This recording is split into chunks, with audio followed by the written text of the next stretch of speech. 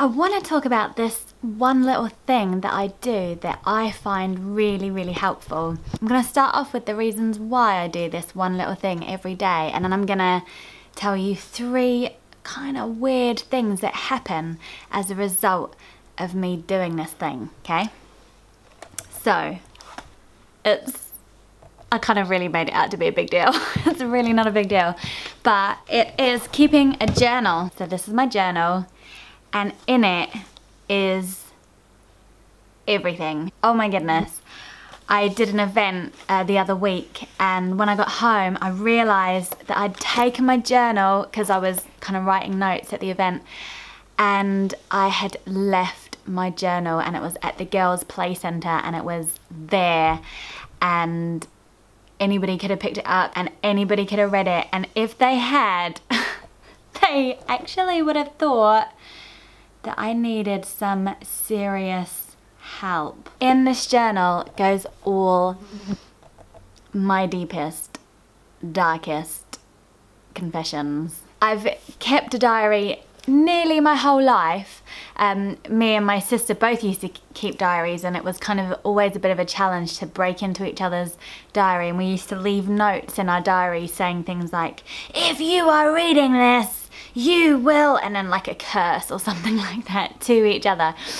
I used to have diaries that had like smelly pages and little gold padlocks. This one isn't really quite so fancy, but I get these when they're on special, like at a quarter of the price when it's back to school week, and I buy them in bulk. And I basically try and write in here as much as possible.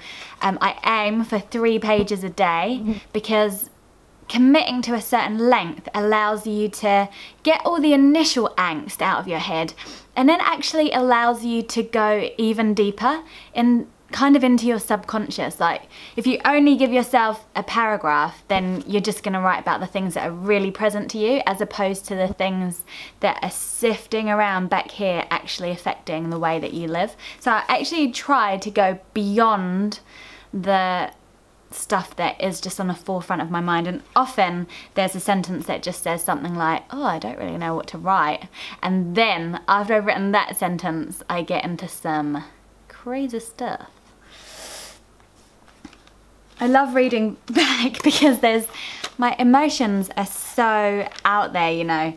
Like right now on March the 18th, wow, so unbelievably deep down annoyed. Everything is driving me wild. I pick something up and a whole pile of paper and books will fall down, and I feel like our house doesn't work. Holy crap, just absolutely flipped my lid. I'm really triggered by da da da. I'm not going to tell you what I'm really triggered by. That's a step too far, YouTube. And then a couple of days later, the 8th of April, oh, the deliciousness of writing by candlelight. In bed, everyone asleep all around me, waxing moon, full of a sense of anythingness. The genius is with me. The muse in my room. Oh my golly, what a crack up. I can't believe I just read that out loud.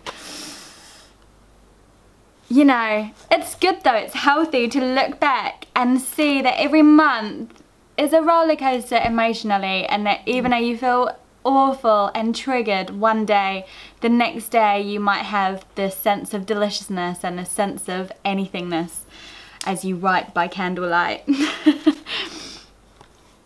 So yeah, I've kind of had a renewed interest in journaling since becoming a mother. Particularly recently actually, after hearing that narrative work, that work of telling your own story and making sense of your own story, can have a huge impact on your ability to form good connections and attachments with people around you. And when I heard that, that made complete sense to me, particularly when we live in an age of reading a lot of other people's stories and spending a lot of time being exposed to information that other people are trying to give us, and even information other people are trying to give us about our lives.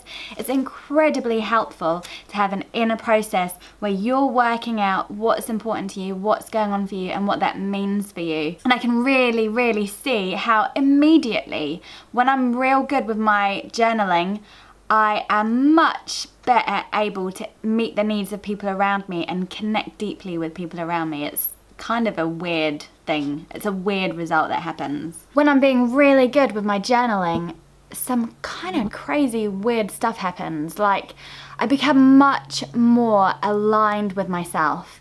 I become aware of things that I'm feeling on a really deep level. I had to make a really important decision that had a huge impact on another family, and it was all meant to go one way and everything was lined up to go one way, and then I just had this intense, deep gut feeling that this shouldn't happen, and it was so strong that I just knew I had to do what I had to do.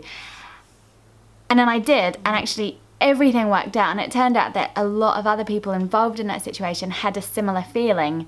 And I love how journaling actually allows me to tap into those instincts so much more strongly. It's kind of unreal. Another thing that happens when I'm journaling really committedly is that I kind of put things in my journal and energy comes to kind of move around them. It's sort of as if by vocalizing what is important to me, things happen in a really mystical way. That sounds real weird, and I don't really have any other words to describe what I mean. Maybe if I talk about the third one, you'll see the kind of thing that I'm talking about. Often, I realise that I'm not really being completely real to my feelings. So people ask me how I felt about something or how I'm dealing with something, and I'll just be like, yeah, okay, you know, I'm working through it. Or, you know, I would just kind of fob off. And in my journal, I'm so real. I'm just digging down into what I really feel about something or the effect that something had on me. So I can just be like, actually, I'm deeply disappointed that that happened. I'm really, really sad and gutted that this thing I was hoping for hasn't happened. You know, I can be really true to what I'm feeling, and I think that is such an important part of our life, in being able to validate our feelings, because it also actually helps us to validate other people's. But it's also just a great way to prioritize self-care and to be kind to yourself, is to acknowledge that you feel this stuff, man, and it's a big deal. So lastly, something weird that happens when I'm journaling.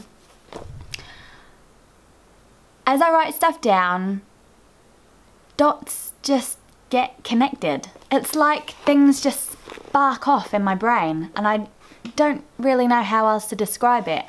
But rather than just kind of muddling through life and kind of bumbling away, I just get this really clear sense like, oh, this is what I need to do. And ideas just come, and my creativity just kind of like bubbles out of my head without really trying. When I'm not journaling, I often get to the stage where I'm like, just sit down at the computer, Lucy, and just be really disciplined about this project. Whereas when I'm journaling, I would just be lying in bed and I would all of a sudden be like, oh, that's what I need to do.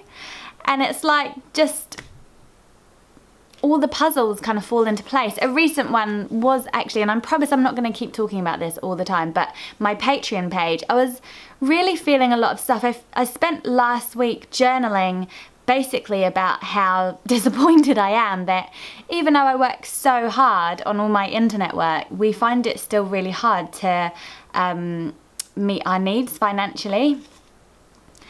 And then a whole bunch of random little things happened, and then it was like a light bulb just went off in my head. Bing! You gotta get on Patreon, Lucy. And actually I've done it, and it has been overwhelming how much people want to support me. Like, they are behind the ideas that I have and they want to help make them happen. And it's kind of felt like a tiny little miracle on its all in itself.